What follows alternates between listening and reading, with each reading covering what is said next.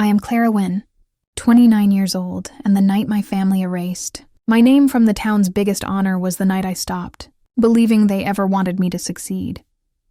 It happened at the annual Vermont Educators Gala, a local event that, in a small town like Pine Grove, felt like the Oscars.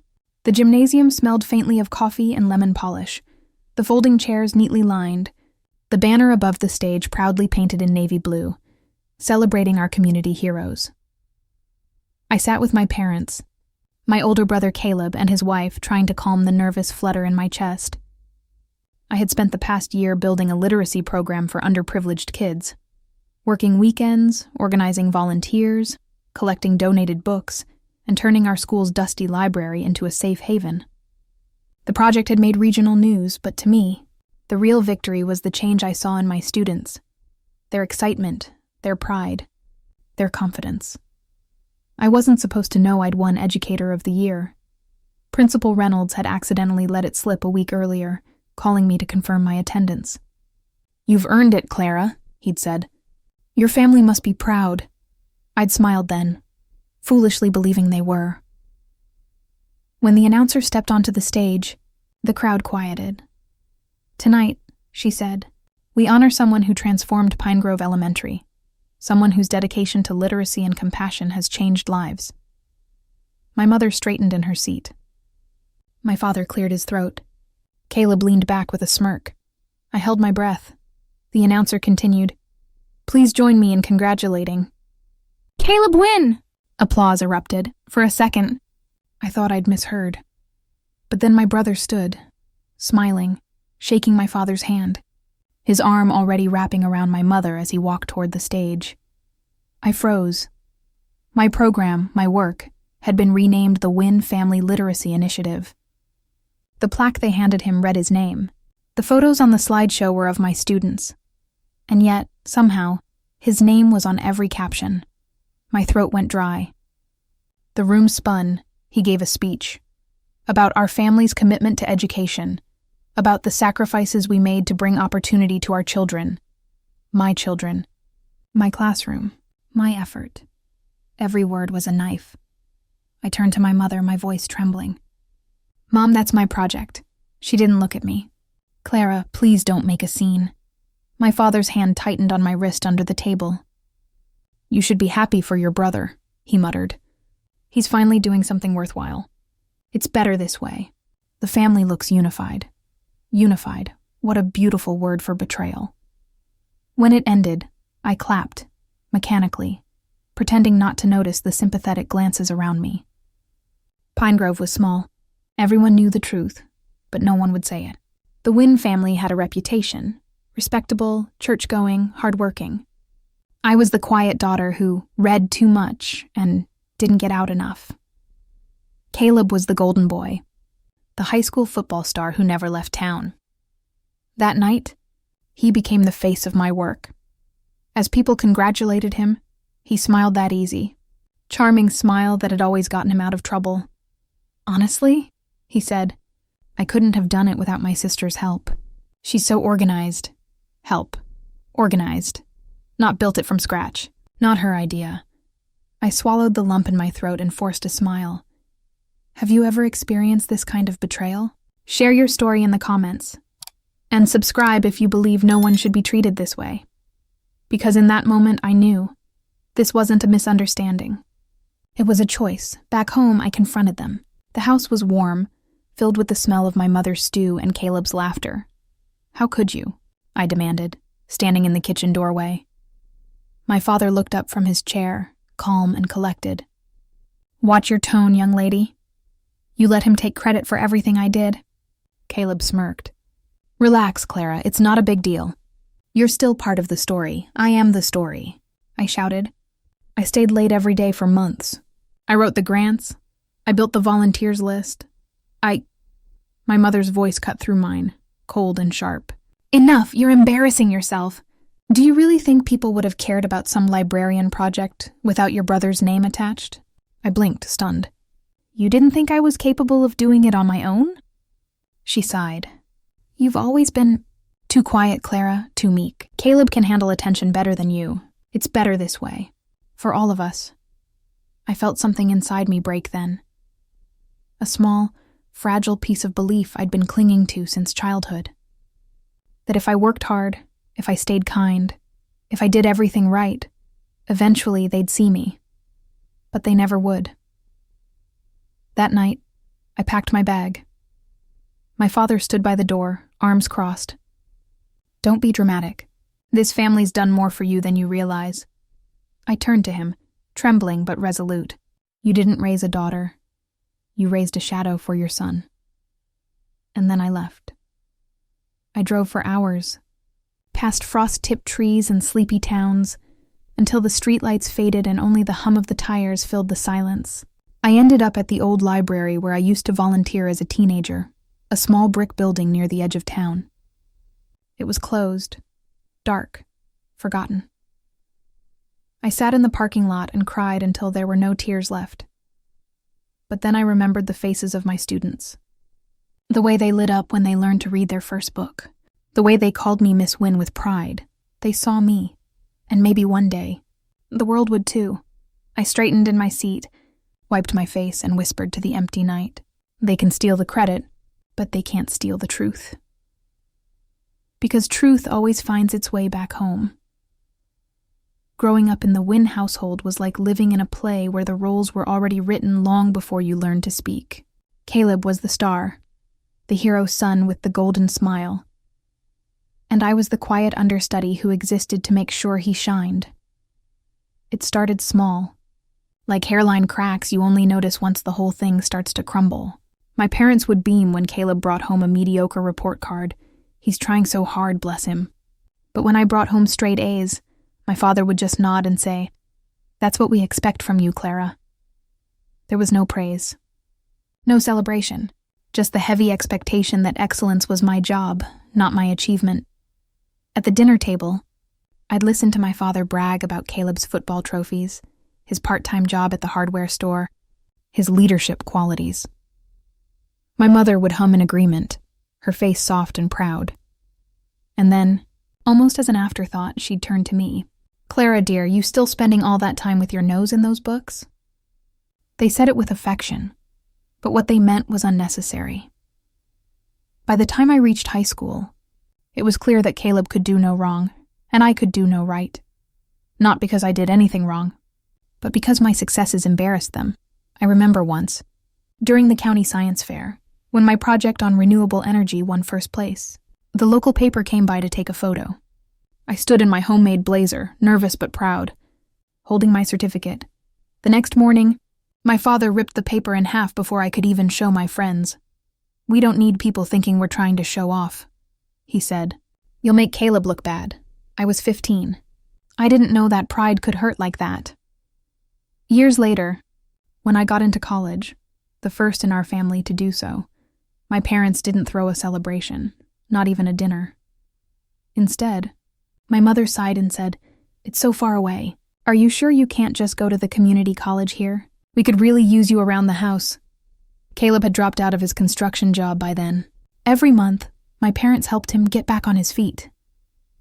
I never questioned it, until I realized they'd use part of my savings account, the one I'd built from tutoring, to help him buy a used truck. When I confronted them, my father said, "We're family, Clara. What's yours is ours." Family. That word again, like a leash dressed as love. I didn't fight it then. I thought that if I just kept my head down and worked hard enough, they'd see my value. I graduated with honors, moved back home, and took a teaching job at Pine Grove Elementary, a modest school, but filled with kids who reminded me of myself. Quiet, underestimated, bursting with potential. I threw myself into the work, building something from nothing. The library was barely stocked, so I started collecting donations. The books came from everywhere: garage sales, community drives, online campaigns. I created after-school reading programs, made colorful charts, and transformed dusty corners into cozy reading nooks. When we got our first letter from a student's parent saying their child had learned to read through the program, I cried. It was the first time I felt truly proud of myself, and yet, when I shared the news with my family, they barely reacted. "That's nice." "Dear," my mother said, stirring her coffee, "do you think you'll ever get a real promotion? Maybe principal someday? Caleb laughed. So you're basically a babysitter for books, huh? I smiled, pretending it didn't sting. But deep down, something inside me began to tighten. A silent, growing resentment that I tried to bury beneath politeness. Months turned into years. The program grew. Donations poured in. I was invited to speak at a teachers' conference in Burlington, a big step for a small-town educator. The day before I left, I overheard my parents talking in the kitchen. "I just wish Clara wouldn't draw so much attention," my mother whispered. "People will start comparing her to Caleb again." "She's always been like that," my father said, never satisfied with quiet success. I froze in the hallway, the smell of coffee thick in the air. Quiet success. That was their way of saying invisible. I realized then that my family didn't just fail to see me, they refused to. Because acknowledging my light would expose how dim Caleb's had become. The signs were all there. When I was invited to the Pine Grove Town Hall to present our literacy program, my mother accidentally forgot to pass along the message until after the meeting. When local reporters wanted to interview me, my father told them, "Oh, she's too busy. Maybe talk to Caleb. He helped with some of it." He didn't. When I won a small grant to expand the library, Caleb told me, "You're lucky the town likes you. It's not like you're doing anything special." Each time I smiled. I swallowed my anger. I convinced myself that love meant patience, that humility meant silence. But humility turned to humiliation when I realized the truth. They didn't want to share my success. They wanted to own it. One evening, after staying late at school to reorganize the new reading corner, I came home to find Caleb sitting at the kitchen table, looking smug. "What's going on?" I asked. He grinned. "Dad and I had a great idea. We're thinking of naming your program after the family, the Wynn Literacy Project. Sounds better, right?" I blinked. "That's not a project name, it's mine. You can't just—" Dad interrupted. "Clara, we're all in this together. The Wynn name will give it credibility. You're a teacher, not a marketer." I felt the heat rise in my chest. "I built this from scratch. It's my work," Mom sighed. "Don't be ungrateful. We're just helping you reach people. Helping." That word twisted in my stomach. They didn't want to help. They wanted to take. And I was starting to see it for what it was. Not love, but control. That night I lay in bed staring at the ceiling, my heart pounding with a mix of hurt and fury. I remembered every moment they'd dismissed me, every time they'd given my credit to someone else, every way they'd taught me to shrink so someone else could stand taller. But I made a quiet promise to myself in the dark. The same promise that would carry me through every storm that came next. One day, they wouldn't be able to hide me anymore. One day, my name would stand on its own. The night I reached my breaking point wasn't loud or dramatic. It was quiet, cruel, and so ordinary that it almost didn't feel real. It started with a phone call. I was at school late, grading essays in the empty library. The soft hum of the heater filled the silence, and the faint smell of coffee lingered from the teacher's lounge. The phone buzzed on the table beside me, my mother's name flashing on the screen. "Clara," she said briskly, "there's a reporter coming by the house tomorrow. Local paper wants to do a story on the literacy program. Your father and Caleb will handle it." I blinked, my pen pausing mid-mark. "Wait, what do you mean they'll handle it?" "That's my project." Her voice didn't waver. "Yes, dear, but you're always so shy with strangers. Caleb's better at talking to people. It'll sound more polished if he gives the interview." The words slammed into me like ice water. "Mom, no. This is my work. My students. I'm the one who—" "Don't start," she interrupted, her tone sharp now. "You should be grateful we're helping you get recognition at all. You know how anxious you get. Caleb will represent the family well. Represent the family. Always the family. Never me." Something inside me snapped. The next morning, I showed up at my parents' house before sunrise. My hands shook as I knocked on the door. The sky was a pale, bruised gray, and frost clung to the porch railings. My father answered, still in his robe, irritation flickering in his eyes. "What are you doing here, Clara? It's barely 6. "I heard about the reporter," I said, trying to keep my voice steady. You can't let Caleb take my place. I'm going to tell them the truth. He exhaled slowly, as if speaking to a stubborn child. You're being unreasonable again. This isn't about ownership. It's about family image.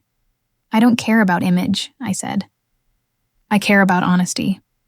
Behind him, Caleb appeared, smug as always, a coffee mug in hand. You really need to calm down, sis. You're making this weird. The paper wants a story that'll sell. A man fronting the project looks better. That's just how it is. His casual arrogance was gasoline on fire. Better? I said quietly. You mean believable, because no one thinks someone like me could build something that matters. He shrugged. If the shoe fits, that was it. That was the moment. I realized that I could spend the rest of my life trying to earn their approval, and they'd still find a way to twist it into something that served them. I stepped closer until I could see the faint reflection of myself in his eyes. Small, furious, done. You can take my name off your lips, I said. You'll never speak for me again. And then I left. Again. This time, for good. Back at school, I sat in the library, surrounded by the books I'd fought to fill those shelves with. I traced my fingers over the spines. Charlotte's Web, Matilda, A Wrinkle in Time. Stories about quiet girls who fought impossible odds. I'd always connected with them. I just never realized I'd been living one. That day, I made a decision that changed everything. I was done being the ghost behind other people's applause. If they wanted to hide me, I'd make myself impossible to ignore. I started by documenting everything. Every donation receipt, every event, every newsletter, every email. I had folders of correspondence proving the work was mine. Then I began to network quietly, reaching out to other educators I'd met at the Burlington conference, applying for state-level grants, and sending detailed summaries of the program's progress under my name. It felt dangerous at first, like tiptoeing through enemy territory. I kept my head down at home, avoided calls from my parents, ignored Caleb's texts. But at night, I worked. I wrote proposals, submitted data, built a website that highlighted the children's stories, their smiles, their growth, their joy. I titled it Read to Rise, A Community Movement by Clara Wynn, and I made sure that this time, every credit, every quote, every ounce of recognition pointed back to where it belonged. The first win came quietly. A regional magazine emailed me, asking to feature Read to Rise as part of an article on grassroots education efforts in Vermont. They wanted to meet me, not Caleb, not the Wynn family. Me. I stared at the email for nearly an hour before I responded. My hands trembled as I typed. I'd be honored.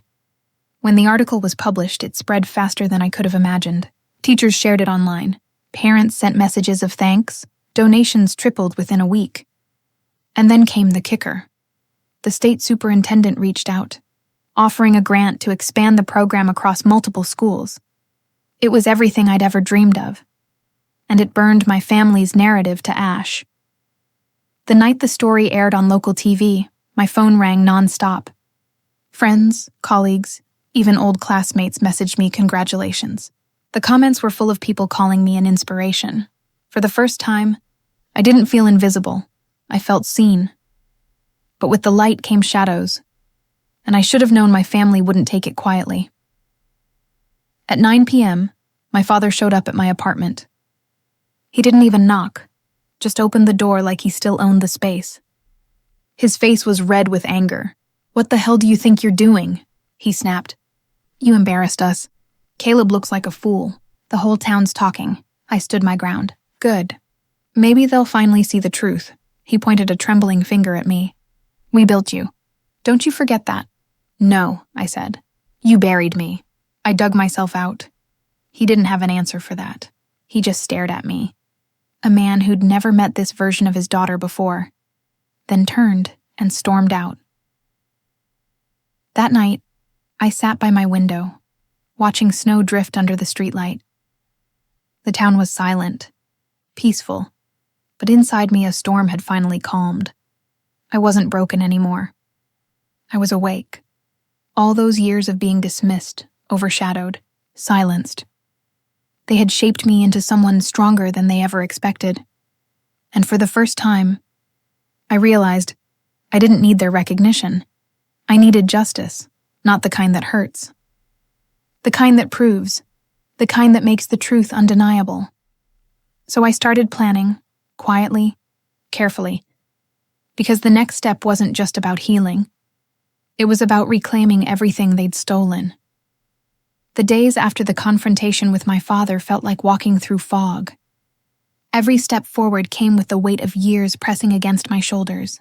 The town was small, too small to keep secrets, and word of the rift between me and my family spread faster than wildfire.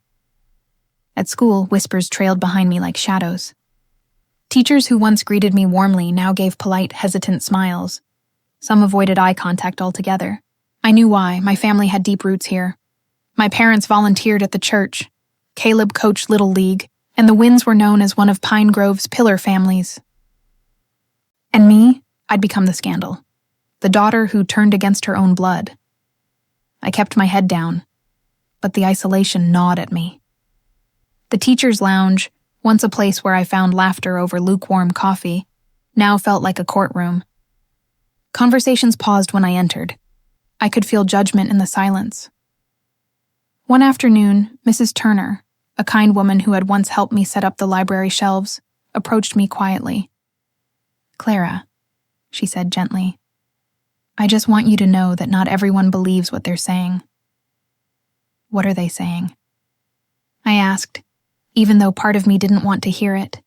She hesitated. "That you exaggerated your role in the program. That you're taking credit for something your brother did." I laughed, short, sharp, bitter. "Of course they are." "I don't believe it," she said quickly. "But people here, they don't like conflict. It's easier to side with the family everyone knows."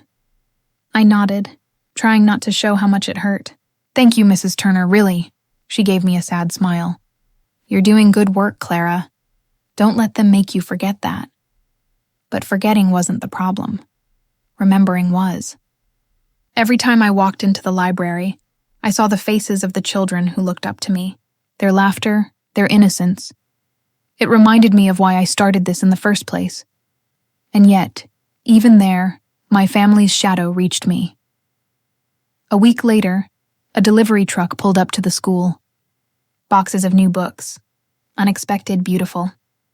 The label read, "Donated by the Wynn Family Foundation." I froze. That foundation didn't exist before.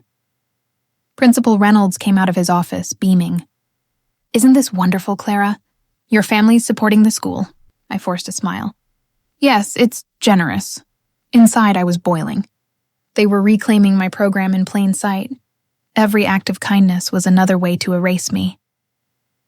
That night, I sat alone in my apartment, the only sound the quiet hum of the refrigerator. I stared at the grant papers on my desk, documents that bore my signature, proof of my ownership. But proof meant nothing in a town that worshipped appearances over truth. I called my parents, my voice trembling. "You need to stop using my work to feed your reputation." My mother sighed on the other end. "Clara, we're just helping. People respect the Wynn name. You should be grateful." "Grateful?" My voice cracked. "You've turned my life's work into your family's PR stunt." She hesitated. Then coldly, "You always did have a dramatic streak." The line went dead. That night, I broke down.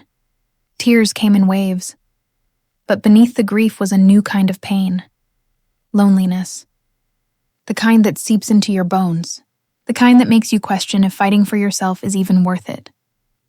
I stopped eating regularly. Stopped answering calls from colleagues. Stopped showing up to community events.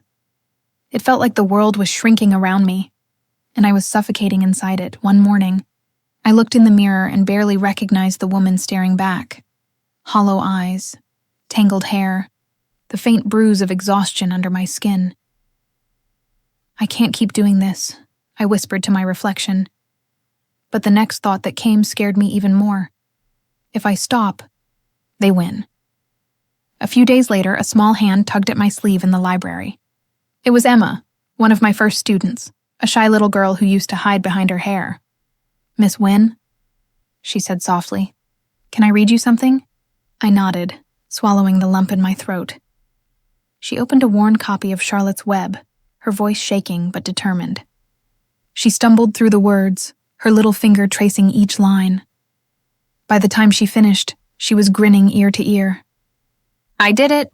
All by myself, I smiled. A real smile, the first in weeks. You did, sweetheart. I'm so proud of you.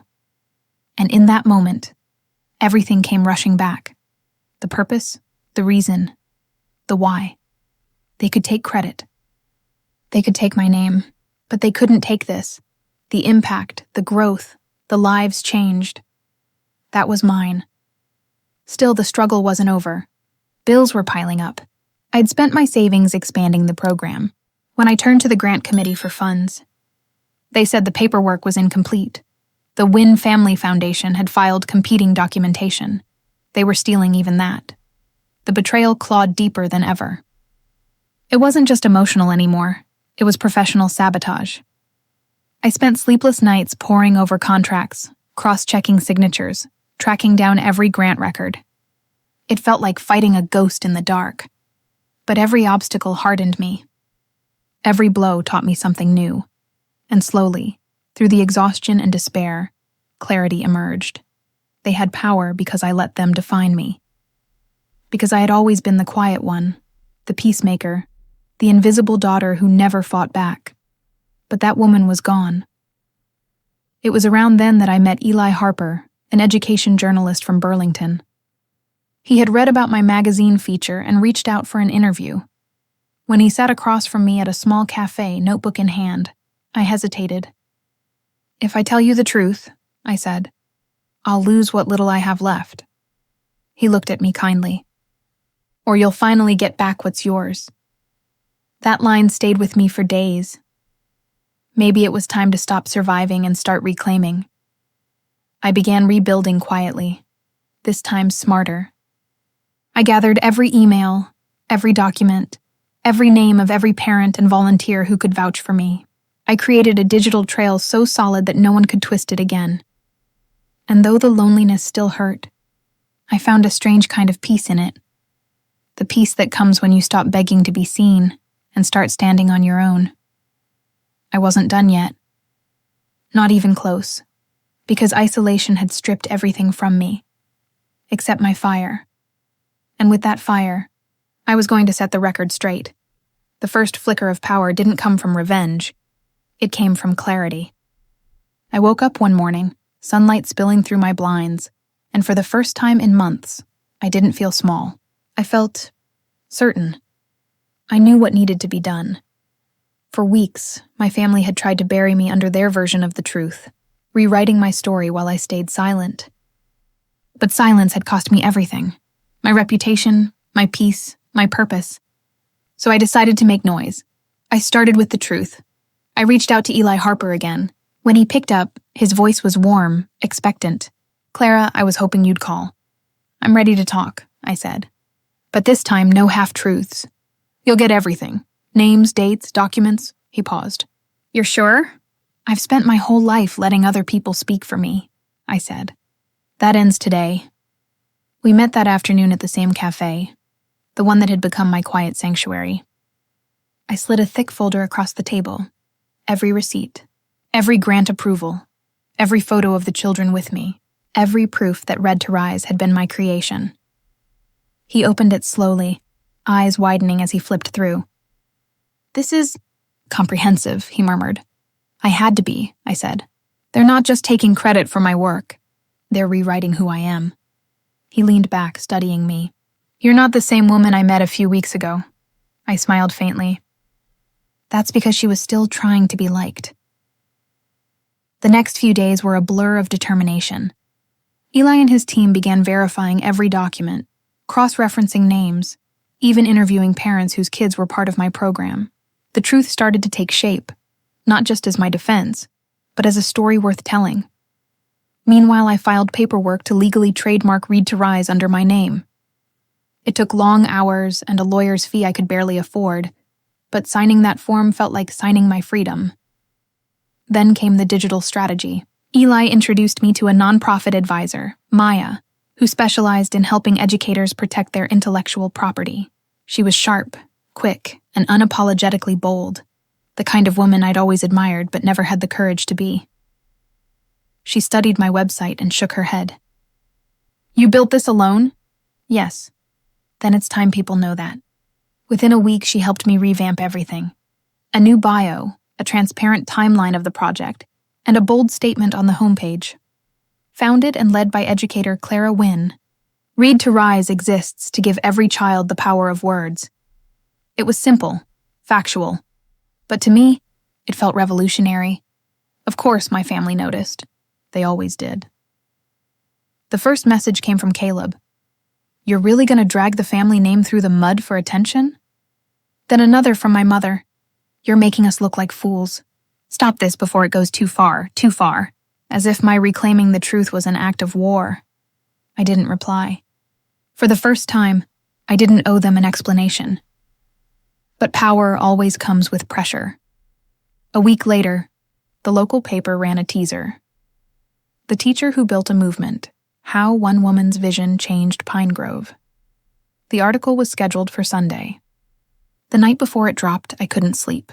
My phone buzzed with calls I ignored, my heart pounding like it knew the storm that was about to come. At dawn, I walked to the corner store, bought the paper, and sat on the park bench outside to read. There it was. My name. My face. My truth. In print for everyone to see. The story told everything. My journey. The years of neglect. The fight to protect my work. Even the quiet war with my family. Eli had written it beautifully, honest but dignified. It didn't feel like vengeance. It felt like justice. When I reached the end, one line made my throat tighten. In a world that often silences women who build quietly, Clara Wynn reminds us that resilience doesn't need permission. I pressed the newspaper against my chest and exhaled. For the first time, I didn't feel like I was surviving. I was winning. By noon, my inbox was full. Teachers from across the state wanted to collaborate. A university invited me to speak at an education conference. A local donor offered funding to expand Read to Rise into rural schools. It was overwhelming, but in the best way. I returned to the school that afternoon, unsure how the community would react. As I walked through the hallway, I heard murmurs, whispers, yes, but different this time. When I entered the library, the children ran up to me. "Miss Wynn, you're famous," one boy exclaimed, holding up a crumpled copy of the paper. I laughed through tears. "Not famous, sweetheart, just finally seen." But not everyone was celebrating. That evening, my father showed up again. No words at first, just that same look of wounded pride, as if my success had humiliated him personally. "I read your little article," he said, his voice low. "You made us look terrible." "I didn't have to make you look like anything," I said. "You did that yourselves." He clenched his jaw. "You think you're better than us now?" "No," I said softly. "Just free." For a moment, he didn't speak. Then he shook his head and muttered, "You'll regret this," before slamming the door on his way out. Maybe once. That would have broken me. But now, it just confirmed what I already knew. I wasn't living for their approval anymore. The next morning, my phone rang again. This time, it was Eli. "Clara," he said, excitement buzzing in his tone. "National media picked up the story. You're trending online. #Read to Rise is everywhere." I sat there in stunned silence as the realization hit me. They couldn't hide me anymore. The world had found me. In the days that followed, I received hundreds of messages from teachers, mothers, daughters, all thanking me for standing up for myself. Some said my story gave them courage to speak their truth, too. That's when I understood. This was bigger than family or small-town politics. This was about every quiet girl who'd ever been told to stay small, and that realization, that power, became my new fuel. The Wynns could cling to their name all they wanted, but I had something they'd never touch again. My voice. And this time, I was going to use it. Power without purpose is just noise. So once the world finally saw my story, I knew I had to decide what to do with it. Revenge was never the plan, at least not at first. But when my family tried to twist the narrative again, turning my success into their redemption arc. I realized something. Silence had been their greatest weapon, and exposure would be mine. It wasn't about destroying them. It was about dismantling the illusion they'd built on my back. It began with a message from a local reporter, one who had covered the Wynns for years. "Clara," she wrote, "I'd love to do a follow-up piece. Your father reached out and claimed the family helped guide your work. I'd like to hear your side before we publish." My hands clenched around my phone. Of course he did. My father couldn't stand not being the hero in the story. Even now, after everything. He wanted credit for my fight. I typed back, "I'll do the interview. But this time, we'll do it my way." Before the interview, I called Maya, my advisor. "They're trying to rewrite it again," I said. "Then make it impossible," she replied. "Own every detail before they can twist it." She helped me prepare, not just facts, but strategy. Every date, every photo, every file was cross-referenced and time-stamped. We even dug up old videos of me reading with the kids, long before my family ever got involved. When the reporter arrived at my apartment, I didn't offer coffee. I offered evidence. "This," I said, sliding a flash drive across the table, "is every file from the program's inception. You'll find no trace of the Wynns anywhere before I invited them to the first fundraiser, 2 years after it started." The reporter blinked, clearly surprised by my composure. "You've done your homework." "I had to," I said. "They've been rewriting my life story since I was a child." Her pen hovered. "You mean this isn't the first time?" And that's when I told her everything. The birthdays forgotten. The competitions I'd won, but Caleb accepted the trophies for. The way they'd always taught me that humility meant hiding my light. By the time the interview ended, she looked shaken. "Clara, people need to hear this." "Then tell them," I said. The article dropped 3 days later. The headline read, "Behind the Wynn Legacy, the daughter they tried to erase." It was surgical, detailed, factual, impossible to deny. And this time, I didn't flinch reading it. The piece went viral across the state, sparking debates about credit, family dynamics, and women being overshadowed in their own success. Teachers from other towns sent me messages of support. Parents stopped me in grocery stores to say they admired my courage, but not everyone was cheering. My father's lawyer called, threatening defamation. I forwarded the call to Maya. Within hours, she responded with a calm statement posted to my site. "Every fact stated in the interview is backed by documented evidence. Any attempts at intimidation will be considered harassment." It was the kind of public composure I'd never had before. I read that statement over and over, letting it sink in. I wasn't scared anymore. With the legal dust barely settling, I turned my focus to the real goal: expanding, Red to rise. I wanted to make it undeniable that my work stood on its own merit. Through the grant I'd secured, we opened 2 new branches in nearby towns. I hired staff, recruited volunteers, and personally trained each one. Every press release, every sign, every certificate bore my name. Director, Clara Wynn. But the true brilliance of the plan wasn't just in my success. It was in how I used it to expose theirs. See, my family had always claimed the program was a family mission. So I invited them publicly to the next fundraiser, with local media already confirmed to attend. If they declined, they'd look petty. If they came, they'd have to face a crowd that knew the truth. Either way, I'd win.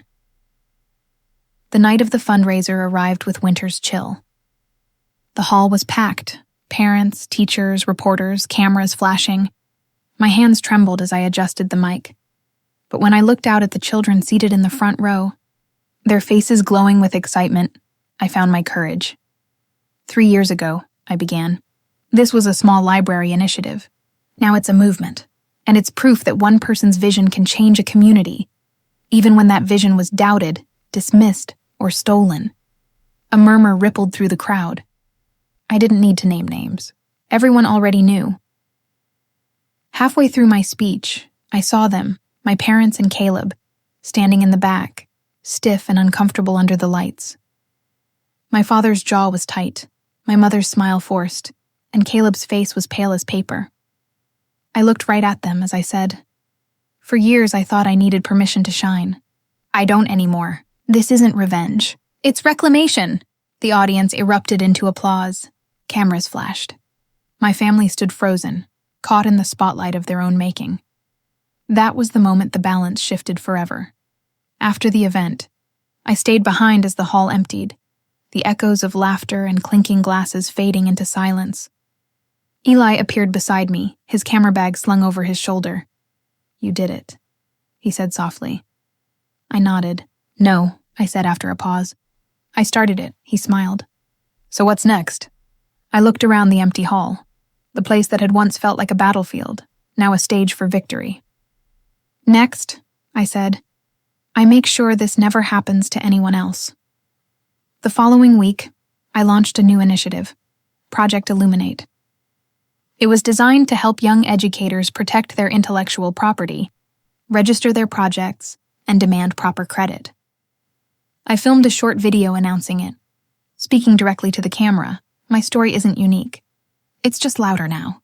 For every woman who's been told she's too emotional, too soft, too ungrateful, this is for you. You don't need validation to matter. You just need to stand up. The video went viral within a day. Donations poured in, along with letters from women across the country, sharing their stories of stolen credit and silenced dreams. It was overwhelming, but in the best way. Because for the first time, my pain had purpose, and my family, they stayed silent. The louder my name grew, the quieter theirs became. That was the setup, not just for revenge, but for transformation. Because the best revenge wasn't proving them wrong, it was proving myself right. The silence before impact is always the loudest. After the fundraiser, after Project Illuminate began making waves online, the air in Pine Grove changed. My name was on everyone's lips, not as a scandal, but as a success story. For once, people were proud to know me, and that terrified my family. They couldn't hide behind whispers anymore. Their masks were cracking. The first strike wasn't deliberate. It was poetic timing. A state education board official reached out, congratulating me on Red to Rise and inviting me to present at the Vermont Education Forum, a televised event. It was the biggest stage of my career. The email ended with, "We'd also love to feature the story of how your family helped you create such a wonderful program." I almost laughed. Helped me? That night, I sat down with Eli and Maya in my apartment. The air was tense but electric. "This is it," I said. "They want my family's side of the story, so we'll give it to them. Live." Eli frowned. "You're going to expose them on national television?" "Not expose," I said. "Just tell the truth, where everyone can hear it this time." Maya grinned. I liked the sound of that. The week leading up to the forum was a blur of preparation. I practiced my speech until my throat ached. Every sentence was measured. Not bitter, not vindictive, but surgical. Truth doesn't need to scream. It just needs a stage. When the day finally came, I stood backstage in a navy dress, microphone clipped to my collar. My hands trembled slightly, but my heartbeat was steady. This wasn't fear anymore. It was resolve. The moderator smiled as she called my name. "Please welcome Clara Wynn, founder of Read to Rise." Applause thundered as I stepped into the lights. Cameras flashed. Somewhere in that sea of faces, I saw the front row and froze. My parents, Caleb. Of course they came. I took a deep breath. 3 years ago, I began. I started a small reading program for children in Pine Grove. We had no funding, no space, just an idea that every child deserves the magic of words. I spent nights cataloging donated books, building shelves from scrap wood, and tutoring after school. I paused. The hall was silent, every word hanging heavy in the air. But when the project gained attention, something strange happened. My work and my voice was replaced. My name was erased. Murmurs rippled through the audience. I didn't look at my family. Not yet. I was told to be grateful, to stay quiet. That family comes first, even before truth. But silence doesn't protect love. It buries it. That line hit like a storm. The moderator's eyes widened. Cameras zoomed in, and that's when I looked directly at my family. My name is Clara Wynn. And this program, this movement was built from my hands, my heart, and my belief in something bigger than my family's pride. Gasps filled the room. Caleb's face drained of color. My mother shifted in her seat, gripping my father's arm. He sat rigid, his jaw tight as stone. When the applause erupted, I felt something inside me break and rebuild. Years of quiet suffering had crystallized into one defining moment. Afterward, the moderator whispered, "That was powerful. You just changed the tone of this whole event." I smiled faintly. That was the point. The aftermath hit like wildfire. Clips of my speech flooded social media. Headlines read, "Teacher calls out family for stealing her work. Live on stage." The response was explosive, overwhelmingly supportive, but polarizing. Some called me brave. Others said I humiliated my family. But the truth? I'd done what they never expected. I'd outgrown their control. Days later, I received an invitation I never saw coming. A national morning show. They wanted me to share my story again, but this time, to millions. When I arrived at the studio, I found Eli waiting by the cameras. "You ready?" he asked. I nodded. Ready to be free. The interview was raw but dignified. I spoke about growing up invisible, about how families can love you and still dim your light. I shared how Red to Rise began in a dusty classroom, not a family boardroom. The host leaned forward and asked, "If your family were watching right now, what would you say to them?" I paused. "I'd say thank you, because every time you doubted me, you taught me to believe in myself, and I forgive you. But I'll never let you rewrite me again." That clip alone went viral. Millions of views, hundreds of thousands of comments. People started tagging me in posts, calling me the silent firebrand. But the strike wasn't complete until the truth was recorded in black and white. A month later, an investigative journalist published a feature that sealed it forever. They'd uncovered that my father had forged grant documents in his name, claiming credit for the funding I had applied for. It was all public record now. The headline read, "Wynn Patriarch Faces Inquiry Over Misused Educational Grants." The town was in shock. The same people who once whispered behind my back now whispered about him.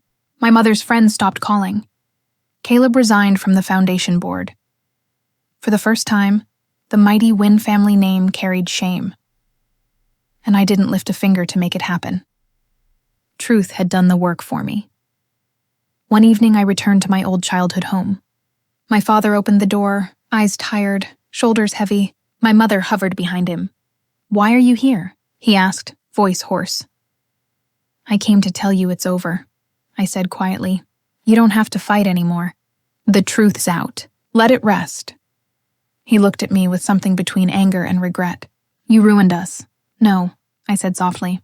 "You ruined us the moment you decided your pride mattered more than my honesty." I turned to leave. My mother's voice broke behind me. "Clara, will you ever forgive us?" I paused at the door. "Maybe one day, but not for what you did. For what you could have been." Then I walked away. That night, I stood outside the library, my library, under the soft glow of the streetlights. Inside, children were laughing, reading, learning. The shelves stood tall, the walls alive with color. This was my legacy, not theirs. As I locked the doors, I looked up at the stars and whispered, "You tried to erase me, but I learned to write myself back." It's strange how fame feels when it arrives out of pain. You imagine it'll taste sweet, that the applause will drown out the hurt. But when my story went national, the sound of it echoed differently. It wasn't celebration. It was justice unfolding in real time. And justice, I've learned, is never quiet. The week after the televised forum and the investigation, my life transformed overnight. The national morning show appearance had made me a familiar face. And suddenly everyone wanted a piece of Clara Wynn. Publishers emailed me about a book deal. Universities wanted me to keynote their events. News outlets called me a symbol of perseverance. It was surreal. But beneath the whirlwind of attention, something deeper was shifting. Not just for me, but for the Wynns. The family name that once commanded respect now drew whispers. The investigation into my father's grant forgery had escalated, The education board froze his accounts pending review. The man who once strutted through Pine Grove like a king now avoided public places altogether. I didn't have to ruin him. His lies did that for me. When the Pine Grove Post ran their latest story, from hidden daughter to national hero, it hit home harder than I expected. The front page featured a photo of me at the Vermont Education Forum, standing in front of the crowd, smiling under the spotlight. But the article's subheading said everything.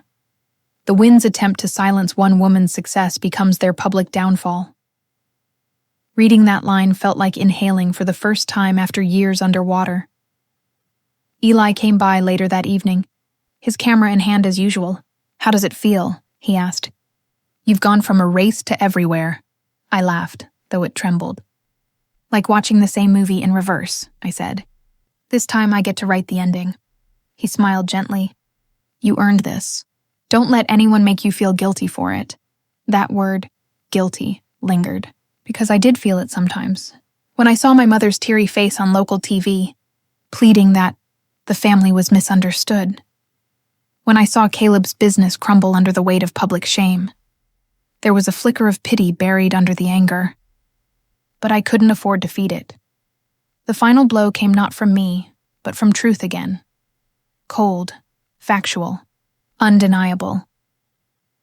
A state audit confirmed that my father had submitted altered documents claiming authorship of Red to Rise. When the report went public, it included damning details, dates manipulated, signatures copied, funds misused, the Wynn's reputation, carefully built over generations, shattered in a single day. They issued a statement, a weak apology masked as damage control. "We regret any confusion regarding the founding of Red to Rise. Our daughter Clara's contribution was significant, and we are proud of her achievements. Significant, as if my life's work were a side note in their story. The internet tore it apart. Hashtags exploded. Stand with Clara. Let women own their work. The Wynn light at even celebrities shared my speech from the education forum. Teachers in different states started Read to Rise chapters in solidarity. And as the world celebrated me, the people who'd hidden me couldn't hide themselves anymore. One night, I got a message from Caleb. Just 5 words. "You've made your point, Clara." I stared at the screen for a long time before replying. "No, Caleb. I've made my peace." I didn't block him. I didn't argue. I just set the phone down and exhaled, because the truth was, I wasn't fighting them anymore. I was free from them. Freedom, though, came with a spotlight. And spotlights can be blinding. I began traveling across the country, speaking at conferences about academic integrity, about credit and recognition. My talks weren't about vengeance. They were about recovery. At one event, after I finished, a teenage girl came up to me. Her voice shook when she said, "My mom takes credit for my art. I thought that's just how it works, until I saw your story." She hugged me, and I felt something deep inside me shift again. That's when I realized revenge wasn't what healed me. Purpose did. Months passed, and life began to find balance again. Read to Rise had expanded to 6 states. Project Illuminate had become a nonprofit. I hired a team, built a board, and turned my pain into a platform that protected others. Then one spring morning, a letter arrived in my mailbox, handwritten, trembling, familiar. It was from my mother. "Clara, we've lost everything. Your father barely leaves the house. Caleb moved away. I know you don't owe us forgiveness, but I hope one day you'll understand why we did what we did. We were proud of you. We just didn't know how to show it without losing control. I see now that control was all we ever had. I'm sorry." I read it twice, then folded it gently and placed it in my desk drawer. I didn't cry. I didn't rage. I just whispered, "Thank you for finally saying it." Later that week, I returned to Pine Grove for the first time since everything unfolded. The air felt different, lighter, freer. The town that once mocked me now treated me like a hometown hero. Banners for Red to Rise hung from lampposts. I walked past the school library, and one of the teachers waved me in. Inside, there was a new mural, painted by the children. It showed an open book turning into wings, Beneath it, in careful handwriting, were the words, "For Miss Wynn, who taught us how to fly." My throat closed up as I ran my fingers over the paint. That was the real reckoning. Not the headlines. Not the downfall. This. The legacy that outlived the pain. That night, as the sun sank behind the hills, I sat outside the library steps, the same place I once cried after my father dismissed my dreams. Only this time, I wasn't broken. A gentle breeze moved through the trees, carrying laughter from children playing nearby. The sound wrapped around me like a promise that what's born in truth never dies in silence. I looked up at the stars and said softly, "You tried to hide me, but now the world can see me." And somewhere, in the quiet hum of Vermont's small-town night, I felt the universe whisper back, "You were never small, Clara." They just couldn't see far enough to notice. The storm had passed, but the silence that followed was heavier than I expected. You'd think after all the noise, the interviews, the headlines, the vindication, that peace would feel like triumph. But peace, I discovered, comes with its own echoes. It asks you to sit with everything you've survived, even the things you wish you could forget. It had been almost 6 months since the public reckoning. The town of Pine Grove had moved on, or at least learned how to talk about me without lowering their voices. The Wynns were no longer the town's royalty. My father had sold the house. My mother was living quietly somewhere up north, and Caleb had disappeared entirely. No posts, no sightings, nothing. And me? I stayed. Not because I owed the place anything, but because leaving would have meant letting them own my history. So I rebuilt it. The library was thriving.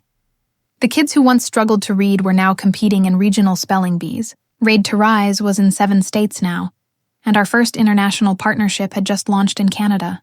My name was finally tied to something that couldn't be taken away. But even as my success grew louder, my heart grew quieter. One rainy afternoon, I sat in the library, watching raindrops trail down the window panes. The children's laughter echoed faintly from the reading room. It should have made me smile. It usually did. But that day, I felt a strange hollowness. Maya noticed it first. She'd flown in for a strategy meeting and found me sitting alone at the back table, staring into my tea. "You look like someone who's won every battle but doesn't know what to do with peace," she said gently. I smiled faintly. "That's because you're right. I've been fighting for so long, I don't know how to stop." She nodded. "You don't stop, Clara, you just change the fight. Make it for yourself this time." That stayed with me. I started therapy a few weeks later. It felt strange at first, sitting across from a stranger, unraveling the past that had shaped me. But my therapist, Dr. Patel, had a calm that made it easier. She asked me once, "Do you believe you've forgiven them?" I thought about that question for a long time. "I think I've let go of hating them," I said. "But forgiveness? That feels like pretending it didn't hurt." Dr. Patel smiled softly. "Forgiveness isn't pretending. It's choosing not to carry what broke you." And that was when I realized I wasn't angry anymore. Just tired of being defined by what they did, even in my healing. That summer, Red to Rise hosted its first national conference. Teachers, volunteers, and advocates from across the country gathered to celebrate literacy. When I walked onto the stage to give the keynote, I felt something I hadn't in years: joy without the weight of proving myself. I spoke about the journey, about truth, about the cost of staying silent. But this time I didn't mention my family, not because I feared them, but because they didn't deserve to be the center of my story anymore. The audience stood and clapped. Not for the woman who survived, but for the woman who lived. After the conference, I took a week off, my first real break in years. I drove up to Lake Champlain, rented a cabin, and let the quiet surround me. No phone, no cameras, no deadlines, just me, the sound of water, and a sky that stretched wide enough to hold my healing. Every morning, I'd sit by the dock with my journal and write one truth I'd learned. Day 1. You can't rewrite the past, but you can retell it in your own words. Day 3. Silence isn't weakness. It's power under control. Day 5. They couldn't love me in the light because they needed me in their shadow. Day 7. I forgive them, not for them, but for me. By the end of that week, I felt lighter. When I returned home, I found a small envelope waiting on my desk, forwarded from an old address. It was another letter, this time from Caleb. Clara, you were right. I was jealous. You did everything I couldn't, and you did it without needing us. I don't expect forgiveness, but I want you to know I'm proud of you now. You deserved better than what we gave you. There was no address, no return information. Just that one letter. I didn't cry this time. I just placed it next to my mother's, tied both together with a ribbon, and tucked them away in my drawer, not as reminders of pain, but as proof of closure. Life kept moving. That autumn, Project Illuminate was nominated for a National Education Award. I attended the ceremony in New York, surrounded by people who believed in me. Maya, Eli, my staff, and the children whose lives had changed because of what we built.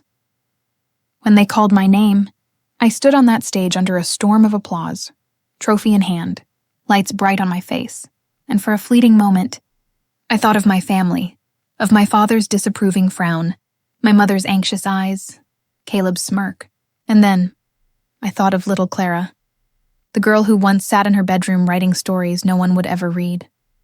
I whispered under my breath, "We did it." After the ceremony, Eli joined me on the balcony overlooking the city. He smiled. "So what's next for you, Miss Wynn?" I looked out at the skyline, the city lights glimmering like 1,000 second chances. "Next," I said, "I stop surviving my past and start building my future." He nodded approvingly. "You already have." When I returned to Vermont, the library smelled of autumn, paper and pine and possibility.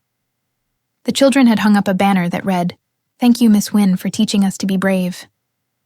And for once, I didn't deflect the praise. I let it sink in, because I had been brave, not in the loud, heroic way, but in the quiet way that matters more, by standing up for myself, by staying kind, by turning pain into purpose. That night, I locked up, stood outside under the stars, and whispered to the wind, "I'm finally home. Not the house I grew up in, not the family that tried to break me, but me." The morning light spilled through the library windows like gold, soft, warm, forgiving. For the first time in years, I didn't wake up with a pit in my stomach. No dread, no memories pressing like stones on my chest, just calm. I stood before the mirror, the one hanging near my desk, and saw myself clearly. No longer the girl who needed her family's approval. No longer the woman shaped by betrayal. I was simply Clara Wynn, whole, free, and finally enough. The world had quieted down since the media frenzy. My story had stopped trending. The interviews had ended. But in that stillness, I found something better than fame. Peace. Every morning, I'd walk to the library early before the children arrived. I'd unlock the doors, breathe in the scent of paper and ink, and feel grounded again. This was my sanctuary, my redemption, my legacy. One morning, a little boy named Oliver tugged on my sleeve and said, "Miss Wynn, my mom said you're a hero." I laughed softly, kneeling beside him. "Do you think so?" He nodded earnestly. "You made a place where we can all learn. That's what heroes do." His words hit me harder than any award ever could, because that's what it was all about. Not revenge, not recognition, but making something good out of the bad. Later that week, I received an invitation, an honorary doctorate from the University of Vermont. The letter read, "In recognition of your unwavering dedication to education, resilience, and advocacy for women's voices, the university board confers upon you the degree of Doctor of Humane Letters." I stared at the words, blinking back tears. My parents had always dreamed of seeing one of their children with a doctorate, just not like this. The ceremony was beautiful, quiet, filled with sincerity. As I stood on that stage in my cap and gown, the applause echoing through the auditorium, I realized something profound. I had achieved everything they wanted for me, but in a way that honored who I truly was, and I didn't need them there to make it real. After the ceremony, Maya and Eli took me out for dinner at a small cafe by the water. The air was crisp, filled with laughter and clinking glasses. Eli raised a toast. To Clara, who taught us that sometimes the hardest battles lead to the most beautiful peace, Maya added with a grin. And to never letting anyone else write your story. I smiled, clinking my glass with theirs. To truth, and to the people who stand by you when it hurts. We sat in silence for a moment after that, just listening to the sound of waves against the shore. It felt like closure, not a cinematic ending, but a real one. Gentle, human, earned. A few months later, I received another letter, this one unexpected. It was from my father. Clara, I watched your university speech online. You looked happy. I don't expect you to forgive me, but I wanted you to know. I see now how wrong I was. I thought protecting the family name meant everything. I never realized I was destroying what truly mattered. I'm proud of you, even if I don't deserve to be. Daddy folded the letter carefully and placed it with the others in the drawer, beside my mother's and Caleb's. I didn't cry. I didn't feel anger. I just felt release. Because forgiveness, I'd learned, isn't an act of surrender.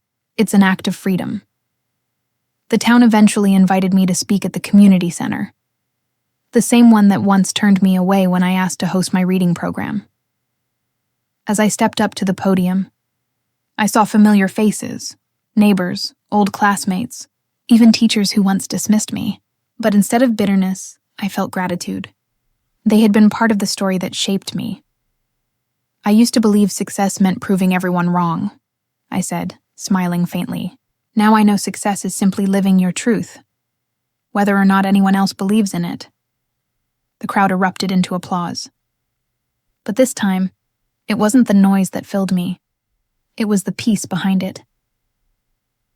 That night, as I walked home through the quiet streets of Pine Grove, the air was cool and full of life. The library lights glowed in the distance like a beacon. I paused outside, taking it all in, the town that once doubted me, now illuminated by the very thing they'd tried to extinguish. This was my closure. I sat down on the steps, pulling out my phone to record the final message for my followers, the people who had stood by me through the storm. Hi, everyone. It's Clara, I began softly. I wanted to share something with you. Not a story this time, but a truth. I looked up at the sky, stars scattered like punctuation marks in the night. For a long time, I thought revenge would heal me. I thought seeing the people who hurt me fall apart would bring peace, but what I've learned is this. Revenge only fills the silence for a moment. What truly heals is purpose. What truly wins is forgiveness, I smiled. If you've ever been silenced, ignored, or made to feel small, I hope you know this. Your worth was never theirs to give. And no one can hide the light you were born with. The screen blinked as I ended the recording.